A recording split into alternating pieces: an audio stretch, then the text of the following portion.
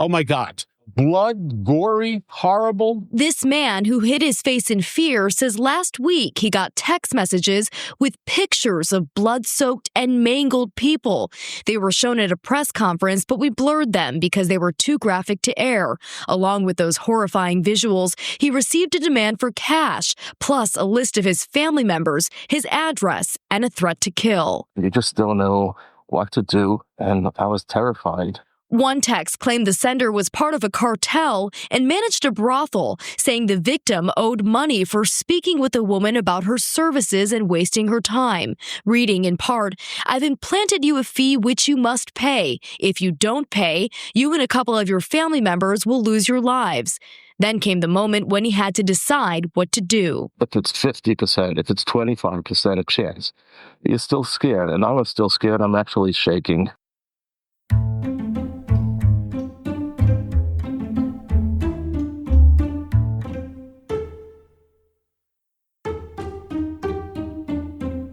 Fear gets your attention. It throws you off kilter. It corrupts your judgment. You recover quickly when surprised by a spider. The impact is greater if you awaken in the night and see a stranger standing at the foot of your bed.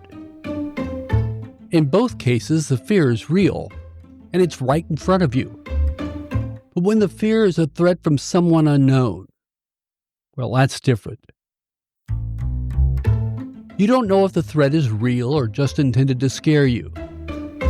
The threat may be brief, or it may be intended to last a long time, possibly months, possibly years. A scientific meta-analysis of the research about fear says fear appeals are effective at influencing attitude, intentions, and behaviors, and that strong fear appeals produce high levels of perceived severity and susceptibility. The research indicates there are very few circumstances under which they are not effective. Fear appeals make people willing to take risks.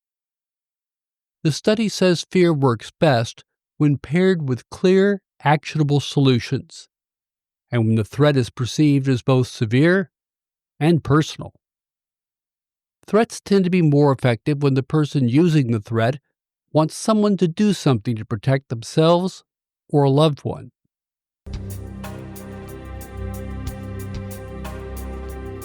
All of this makes fear the perfect tool for scammers, and the targets are endless. Our lives can be threatened. Our finances, our property, our standing in the eyes of our peers can be tarnished. And that might impact other areas of our lives, such as our jobs. Our self-perception can be challenged and leave us permanently, psychologically damaged. Scammers are good at fear, and they're good at picking victims who are vulnerable to their threats. Technology makes spreading fear a numbers game. Want to threaten somebody's Social Security? Call people over age 65. Know people on Medicaid? Threaten those benefits. Know someone with a bank account?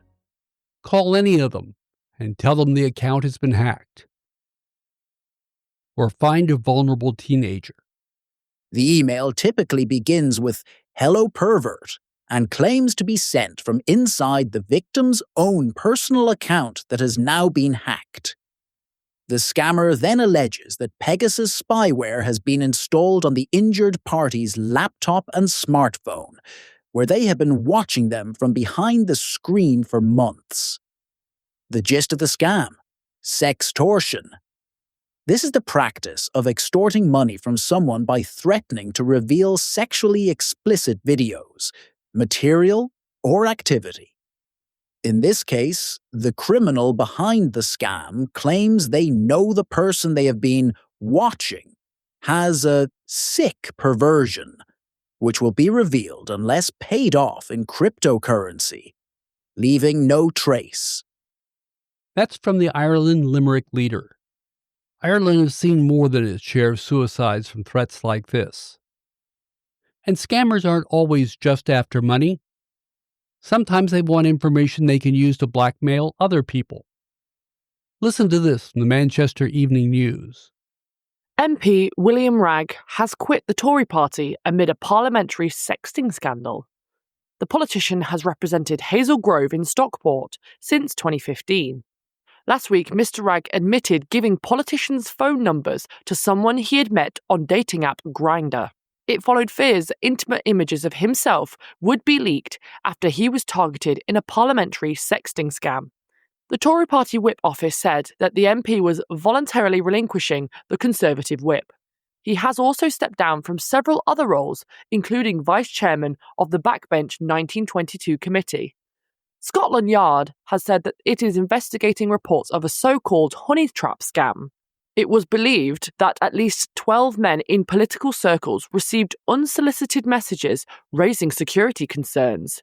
The investigation is not thought to involve the security services. The unknown scammer is said to have used the aliases Charlie and Abby while sending flirty messages to coax MPs into sending explicit pictures. Mr. Ragg said he was sorry for his weakness in responding, an apology which was praised as courageous and fulsome by Chancellor Jeremy Hunt. The 36-year-old had previously announced his intention to leave Parliament at the next election and will now sit as an independent. Dangerous images don't have to be of people. Scammers are increasingly placing QR codes on parking meters along with messages saying that to pay for parking, one must go to a website on the code. It's there that the scammers collect your personal and credit card information, and the real owner of the space can still tag you for parking illegally. Cloned voices are increasingly being used to convince someone that a friend or loved one is in danger and money is needed to get them out of jail or provide medical care. One Australian bank is fighting back using some of the scammers' own techniques.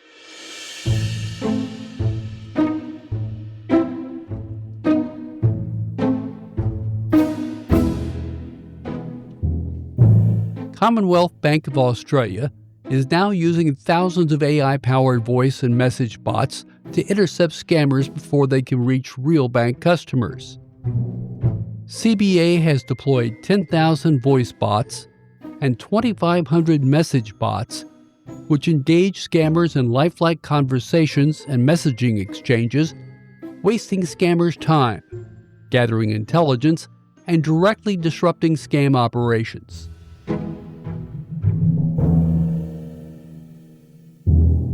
CBA's head of group fraud, James Roberts, explained that every minute a scammer is tied up with a bot is a minute they're not targeting a real person. Each intercepted conversation just doesn't stop a scam attempt. It provides valuable real-time insights that feed into the bank's anti-fraud systems, sometimes enabling the bank to block multiple future scam attempts based on a single conversation. Previously, analysts had to track scammer behavior manually, process far too slow and resource-intensive for today's fast-moving threat landscape. The new bots, designed with Australian personalities and humor, offer human-like interaction at a scale allowing long conversations, sometimes longer than 50 minutes. The data helps the bank learn about scammers' tactics and scripts.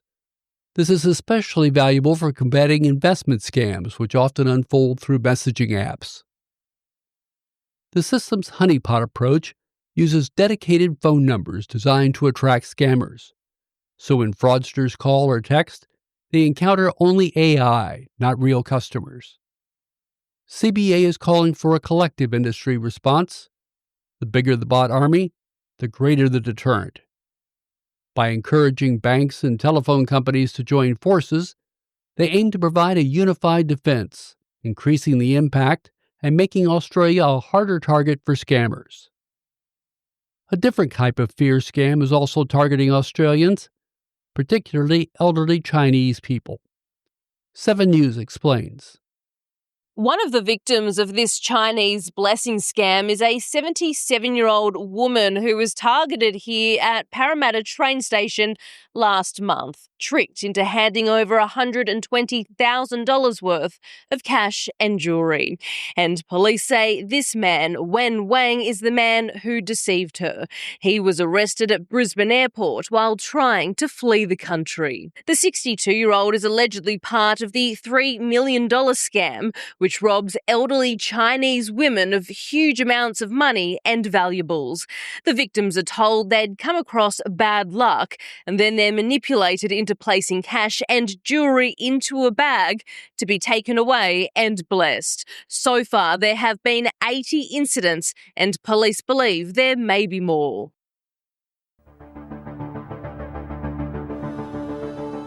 Tech support scams are alive and well, and they haven't changed much. They sound pretty much like this. Critical alert from Microsoft. Your computer has alerted us that it is infected with a virus and spyware. This virus is sending your credit card details, Facebook login, and personal emails to hackers remotely. Please call us immediately at the toll-free number listed so that our support engineers can walk you through the removal process over the phone. If you close this page before calling us, we will be forced to disable your computer to prevent further damage to our network. Error number 268D3. Windows includes antivirus software, and lots of other companies provide that service as well.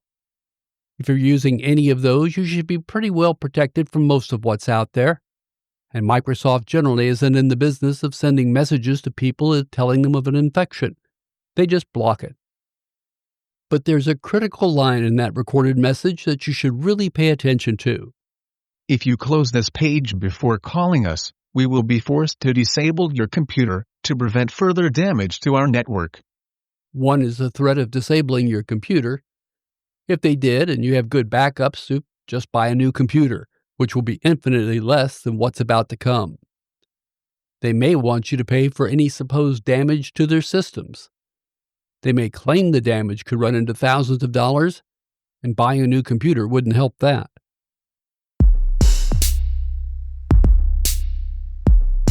Keep in mind that the burden of proving you intentionally did damage to their system and what damage was caused is up to them to prove. Just cause they say it, don't make it so.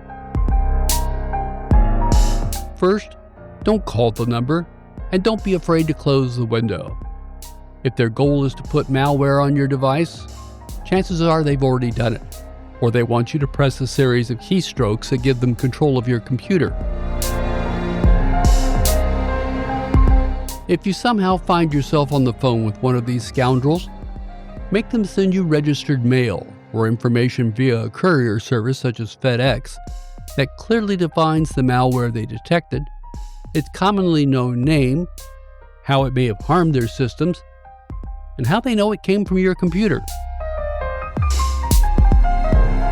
Tell them to be specific, because you intend to hand the information over to your IT department for its review. Lack of details will only slow the process. Odds are, you'll never hear from them again.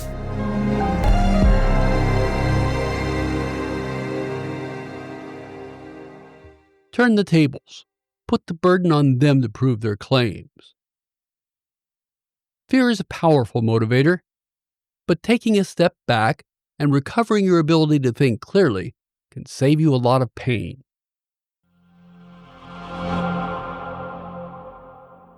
If you enjoy the show, please tell your friends and encourage them to listen. And give us a 5-star rating wherever you listen. It's important to help people find the show. And if you want to share some feedback with me, I have a feature on our website that allows you to send me a text. To protect your privacy, I can't text back, but I want to hear what you have to say, and you may get a shout out on the show. You can also find me on Instagram at Scams and Cons, and on Facebook, it's Scams & Cons. Thanks for listening.